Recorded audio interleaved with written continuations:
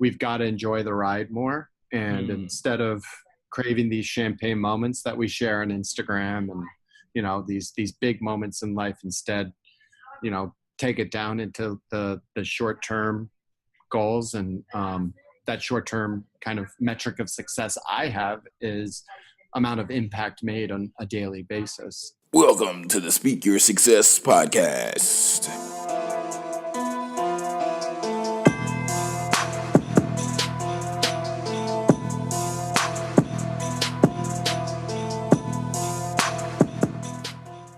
Welcome to the Speak Your Success podcast. I'm your host, TEDx speaker and best-selling author Jonathan Jones, and I'm here today. We have a special interview with Mr. Chris Tuff. Hey, how we doing, Chris? What's up, Jonathan? I'm good. I am good. We're 8 hours away from published date. Oh, man. So. Yeah, 8 hours. So how are you feeling? Tell us walk us through this. How are you feeling right now, man?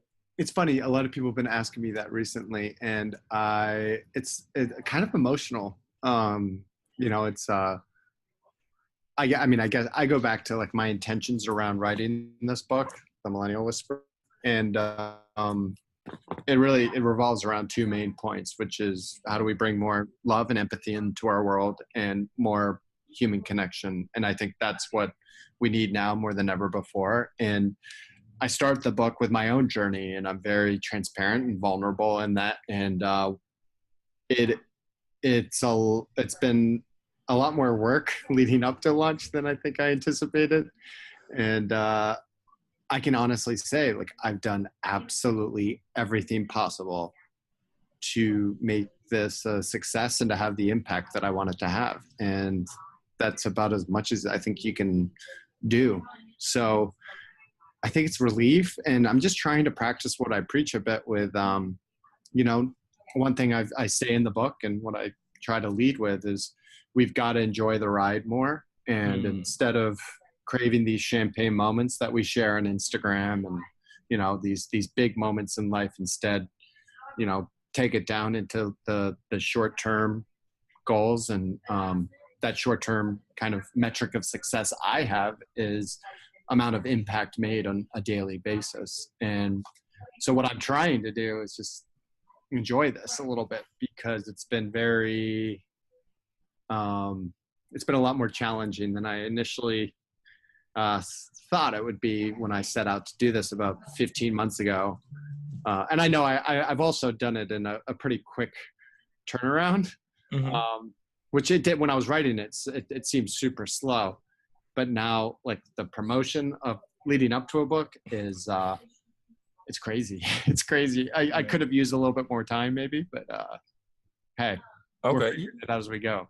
Yeah. Well, you just broke it down and you told us to focus on, just focus on breaking down the day, and you focus on that level of impact that you made. How did you get to this perspective to where you began to think the way you think in regards to that? It's like, wait a minute, I don't want to focus on the year. I don't want to focus on the month. I don't want to focus on the week, but let me just bring it in. Like, was there something that happened?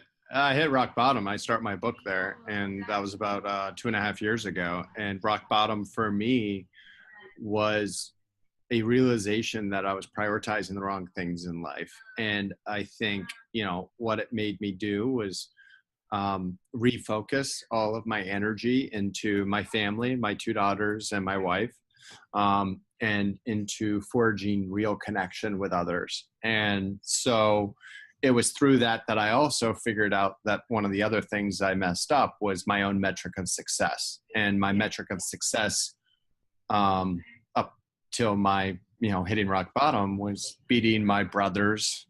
I'm the youngest of 6 kids in the game of life. And that is the essence of focusing on kind of those champagne moments. And so I refocused that into my metric of success needs to be judged by myself when my head hits my pillow. Did I have the impact that I intended today? And the good news is every night I have been successful in that. I love that. So I think it's also a big thing with our generation. Like, I'm deep down a millennial, right? I'm born in 1980, but one of the things that I talk about leading into a lot of these promotions is millennials aren't the problem. They just expose the problem.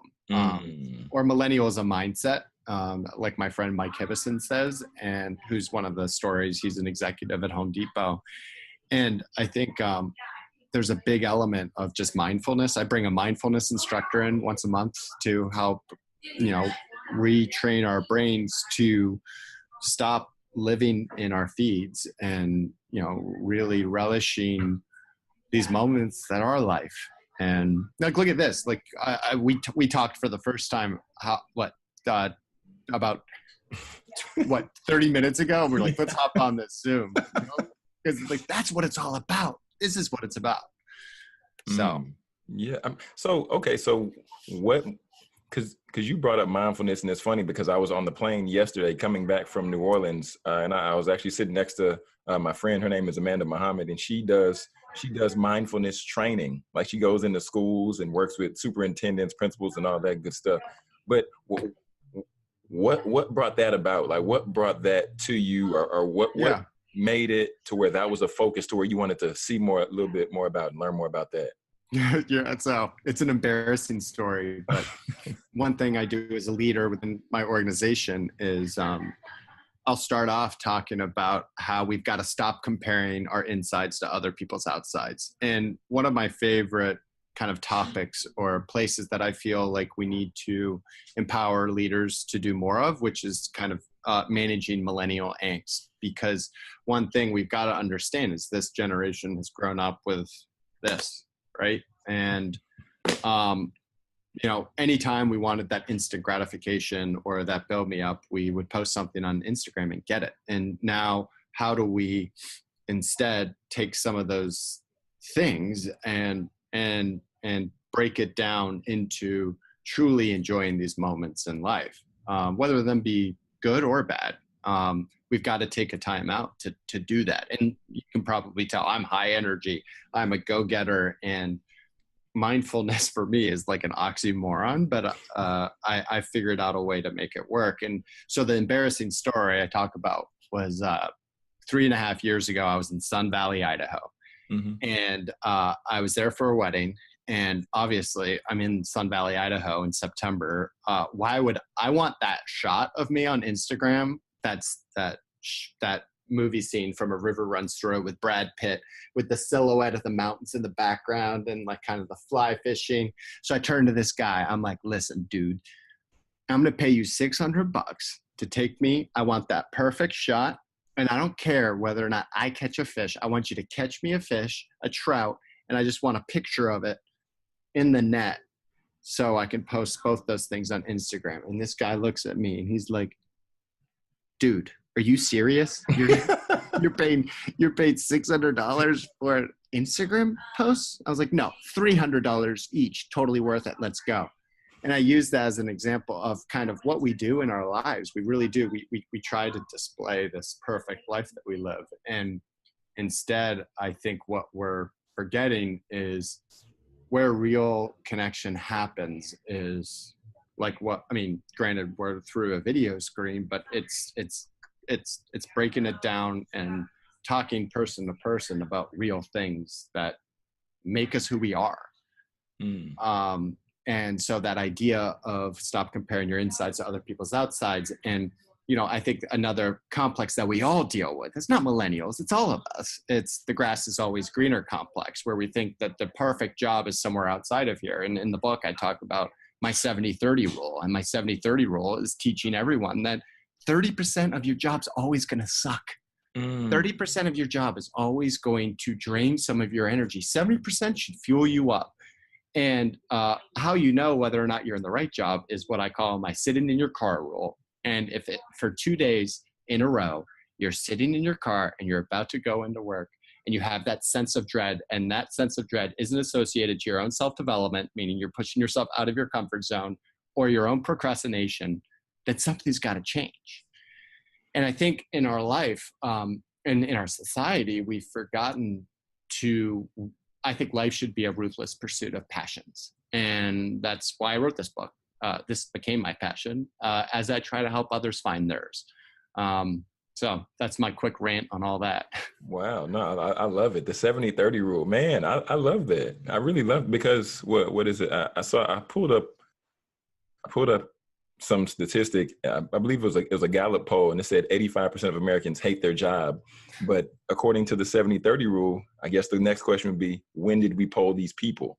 Because if you poll somebody after they get a raise, of course, they're going to love their job. Totally. If you poll somebody, after they got reprimanded, then maybe not. But I think that's really great. I think that's something really for people to take time and reflect on.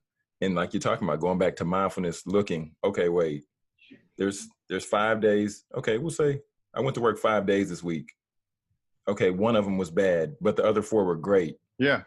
So let me just get over it. Let me just move on. Man, yeah. I really love that. I love that. Well, and I think it's with experience that I think we get stuck in these. I have a friend. He's a ridiculous human being. Okay. And a lot of my friends are ridiculous. His name's Garrett Craven. And his goal, we were grabbing coffee, and his goal is to, he said, run the 2028 Olympics in LA.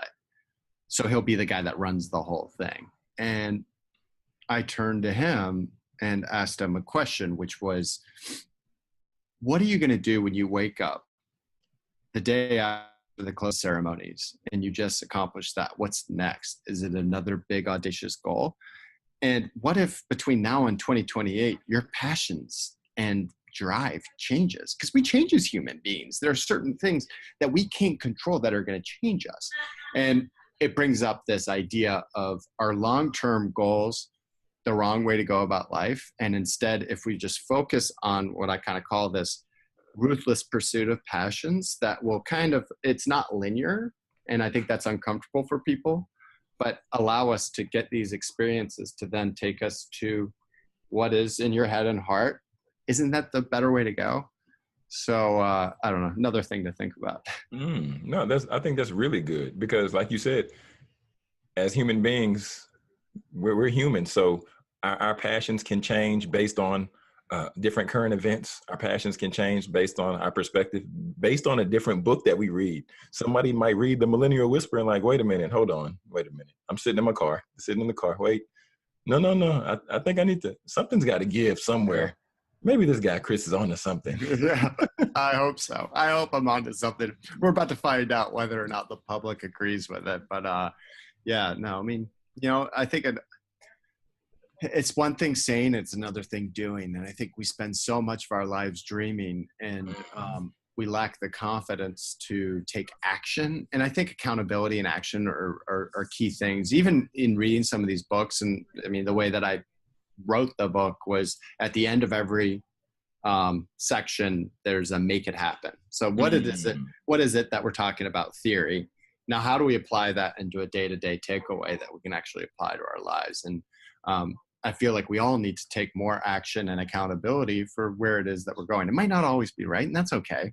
And I think we need to do it all with an idea of building each other up. Like, I think we really do need to lead with empathy, because as humans and in the way that the world is unfolding, we need it now more than ever before. Wow, man. I promise I'm not buttering your biscuit, Chris, but the more I hear you talk about this book, the more I'm anxious to read it, because I feel like you have just a very innovative mind, and just seeing the way that you put this book together, I'm thinking, because after every book I read, I'm in the midst of almost finishing Think and Grow Rich, and I've read some other books, and like a lot of these books have great information, but where's the application piece? Where's Totally. the make it happen? Where's the get in there and grit it out? Or where's the piece where it actually applies to my life versus Napoleon Hill or, Totally. versus the Chris Tuff. So, man. So here's one for you, ready? So okay. When Sheryl Sandberg, so I grew up in the social space and social media. I kind of was like one of the, OGs, if you will, in social media. I fell into it, and it was my passion for many years, and still is to a certain extent. But when Sheryl Sandberg first got to Facebook, she introduced a program called Buy When. And the program was for their salespeople, where they would take any of their audacious goals or things that they would say and answer it with one simple question. And that was, buy when? and so I kind of, and it helped turn around Facebook and make it the valuable company that it is today. I mean, that is something that is now a part of the backbone of what is their culture, especially their salespeople. And so I actually talk, I forget which chapter it's in, but I talk about turn your let's into buy when. And there's no worse email than let's do this or let's do that. How many of those emails actually end up happening? So instead, and you can do this in person, someone will say, you know what, great meeting you, Jonathan. You're so delightful and great. Like, let's grab coffee next time you're in town. And then if you return by when, they're going to be like, and then you just need to offer up. How about within the next 2 weeks? And what you'll find is that it changes everything. It seriously does. It changes everything. Oh my goodness. But I think it's also a thing that's very indicative of kind of, it's a generational shift, but it's a shift with technology and this unaccountability and, instant everything, where we forget to apply that last little buy when thing to be held accountable and to have a real next step, if you will. Man, I really love that, because one of the things, so I wasn't necessarily big on New Year's resolutions, but this year was one of the first years where I wrote out my yearly goals, but then I broke it down and what I need to do by each quarter. And then I put in some steps in between that to achieve the quarter goal. So I think that's really great, because the buy when. The buy when really is focusing on giving you a deadline. Mm-hmm. And you have to take action. And I think that really goes to show who's serious and who's not. Just like we were talking earlier today. Like we were talking not even 30 minutes ago. And I was like, Chris, man, we need to do an interview. You're like, hey, let's make it happen. Yeah. Exactly. Oh my goodness. So so with the book now getting ready to, by the time we drop this, I'll make sure I drop it to where, it goes out by the time the book drops. But what are you most excited about the potential ripple effect after this book? What does that look like for you?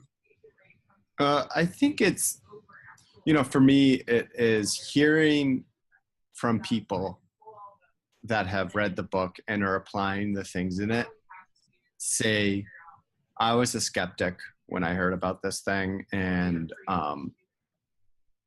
I believe, and I've seen it work, and this is how. I'm talking to some very large companies about ways to roll out the book on a global scale. And they asked me, they're like, well, so how do we know if it's working? And my response is, well, what metric are we trying? What are our goals? Is it, how do we get people to stay longer in their job? Then let's look at retention rates. If it's, we've got to figure out that out of the gates, and then we'll work backwards and hold, we'll hold ourselves to real metrics in this. It's not hard. We've got digital everything. Everything is measurable. So let's measure ourselves against that. And so I think for me, it's hearing, Chris, we were able to take our turnover rate of 30% of our workforce on a yearly basis that are largely millennials, and we cut that in half just by instituting some of these things. And, on the back of the book, I write out, bring the beer kegs home. Forget about ping pong tables. Put the participation trophies in the trash where they belong. Because it's a lot more it takes a lot more than just the stuff. One story in the book was someone that took me to coffee, and she turns to me, she's like, Chris, I just can't attract these millennials. And I have a cereal bar where we have 30 different types of cereal that anyone can pick, and they seem to they love the variety, they love the perks, and I also have all these other things, but they still are leaving. And my immediate question back to her was, well, what are you doing to catch up with them? What is the connection that you have with your different employees? Asking some of these deeper questions, and she's like, yeah, no, I don't have a lot of this. It's like, well, let's start there. Man. Anyways. Yeah, I really love that, because I think that's the bigger issue. It's not the millennial issue. It's just, I believe that the generation has been just labeled with certain things that a lot of them are general. Like they're so general. Totally. just a general perspective, and just as like the younger generation, well, the older and younger generations, you know how it goes. Every generation that comes, somebody has something to say about the next generation. Exactly. So when it's just literally passing the buck. Exactly. And, you know, one thing I set out to do in the beginning of the book is you got to take this generation and divide it into two joints, older millennials and younger millennials. Mm-hmm. What makes them distinctively different are two variables. One, when the recession either hit them or their parents, and two, when in their life they adopted this and social media. And for the older millennials, they were in the market or about to enter the market by the time the recession hit in 2008. And a lot of them didn't have smartphones and social media until well into college. Whereas the younger ones grew up with it all through their puberty and their coming of age. They had the, you know, Snapchats and Instagrams, and they saw their parents lose their jobs in 2008.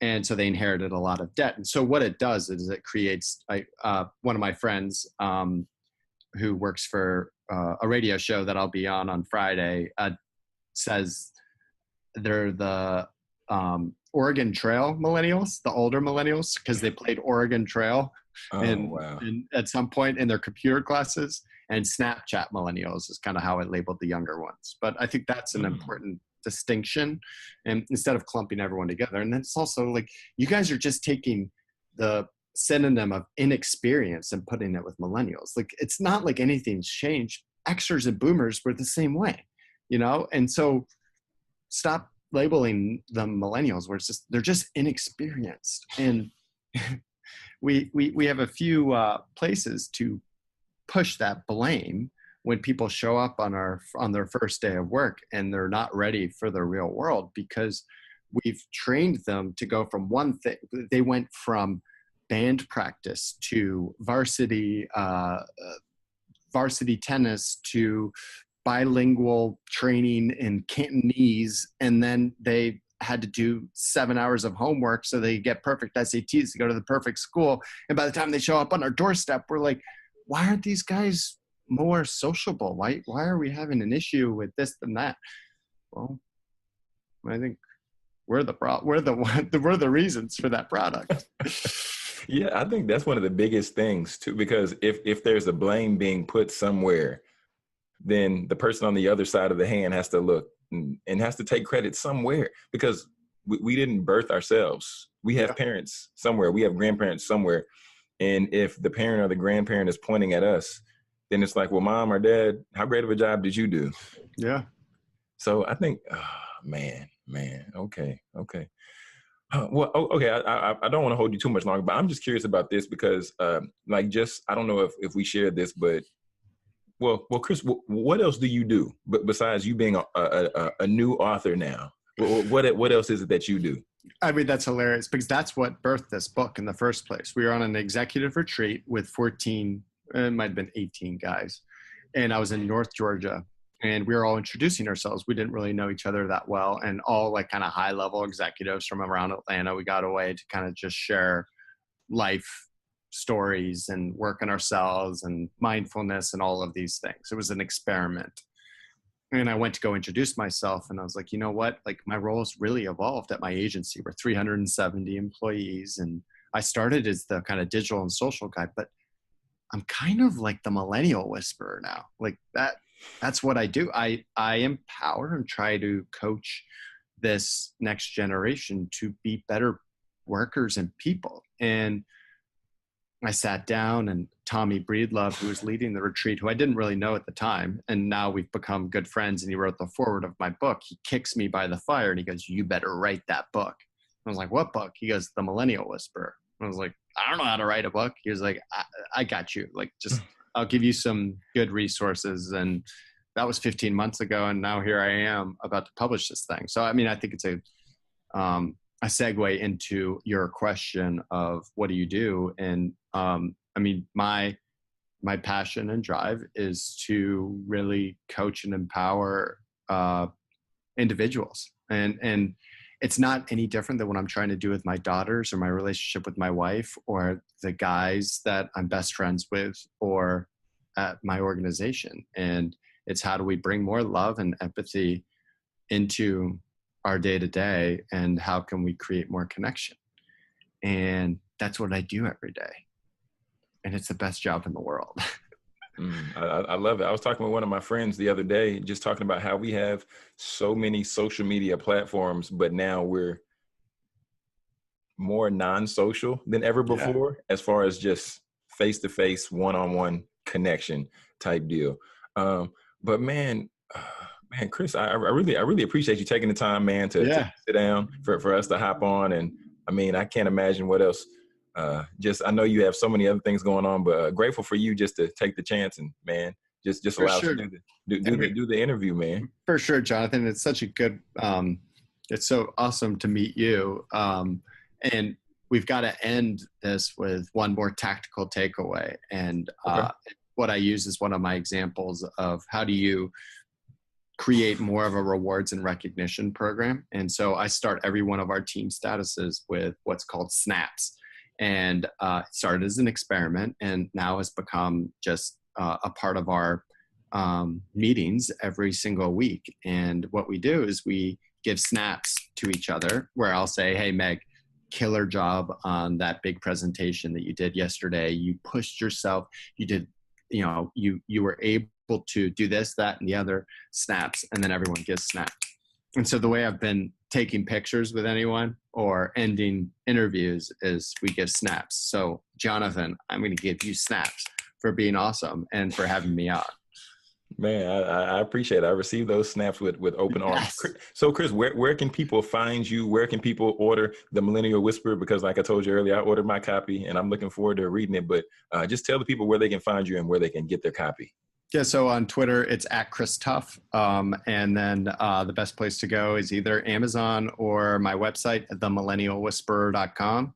And millennial, for those who are like when I first started writing this book, millennial is a tough word to spell, 2 L's and 2 N's. 2 L's, 2 N's. Millennial, themillennialwhisperer.com. Gotcha. Great. We're going to have all the information down in the show notes. And man, Chris, thank you for being on the show. And we're going to go ahead and close it out like we always do. This is TEDx speaker and best-selling author Jonathan Jones with the one and only Chris Tuff.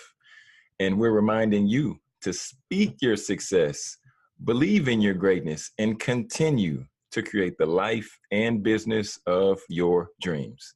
Why would you want to live any other way? Love it.